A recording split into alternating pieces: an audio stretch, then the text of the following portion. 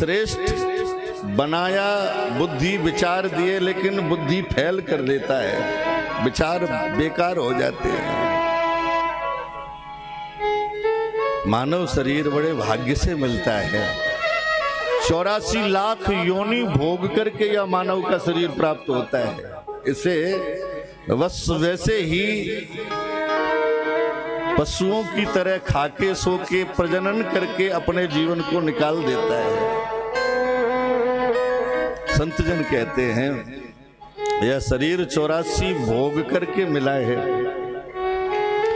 184 भोग के बंदे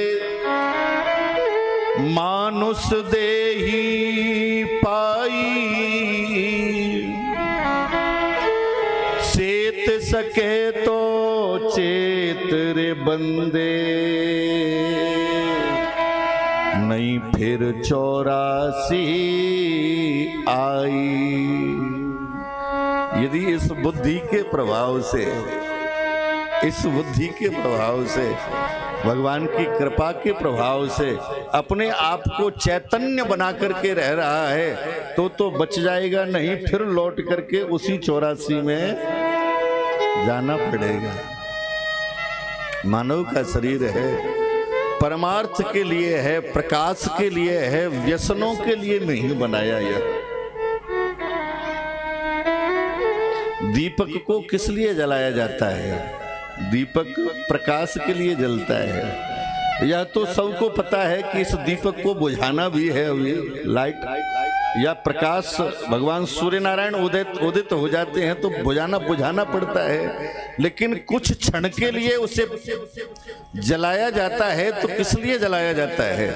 इसलिए जलाया जाता है कि अंधकार को मिटाना है और प्रकाश की ओर जाना है। ऐसे ही यह मानव जीवन मिला है, तो इसको प्रकट किस लिए किया? बोले यह अंधकार में भटक रहा था, कभी हाथी बना, घोड़ा बना, सुअर बना, गधा बना। अब क्या करें? बोले दीपक रूपी, प्रकाश रूपी से मानव तन प्रदान कर दिया।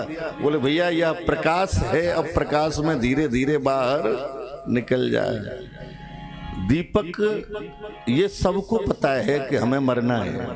कई लोग ऐसा सोचते हैं किस लिए करें, किसके लिए करें, क्यों करना चाहिए, हमें करना ही नहीं। तो अकर्मण्यता ही जीव के जीवन में सबसे बड़ी शत्रुता है। जीव को अकर्मण्य नहीं होना चाहिए। दीपक बना है बुझने के लिए। एक संत ने बड़ा सुंदर लिखा है, दीपक बुझने को जलता है। दीपक इसलिए जलता है, बुझने के लिए। दीपक बुझने को जलता है, मरण सदा से ही जीवन के आंचल में पलता है। दीप दान देता सुदृष्टि को, खुद को होता नहीं उजाला। अंधकार को कर प्रकाशमय, बुझ जाता है जलने वाला। चलकर रुक जाना तो निर्मलता है, दीपक बुझने को जलता है। सोचा समीर ने इसे बुझा दूं, बुझा नहीं पर जलने वाला। विघ्न आए पर रुका नहीं, कर्तव्य मार्ग पर चलने वाला।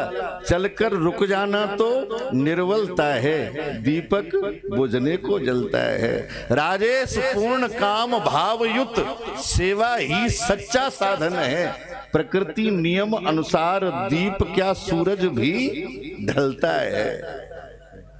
प्रकृति के नियम के अनुसार दीपक की क्या कहें, सूरज रोज उदय होता है और अस्ताचल को चला जाता है।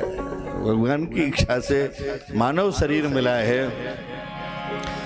मनुष्य शरीर प्राप्त करके भगवान का भजन नहीं किया, भगवत चरित्र नहीं श्रवण किए। इस कल काल में वास्तविक दूसरा कोई साधन नहीं है, कोई अन्य साधन कल काल में नहीं है।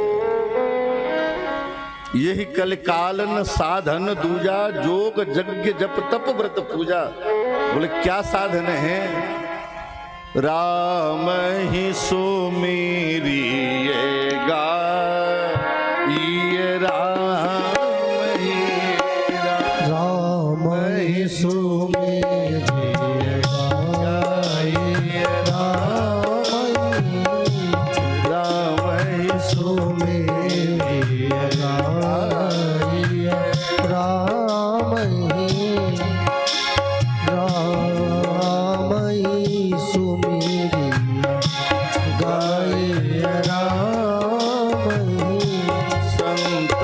सुमीरा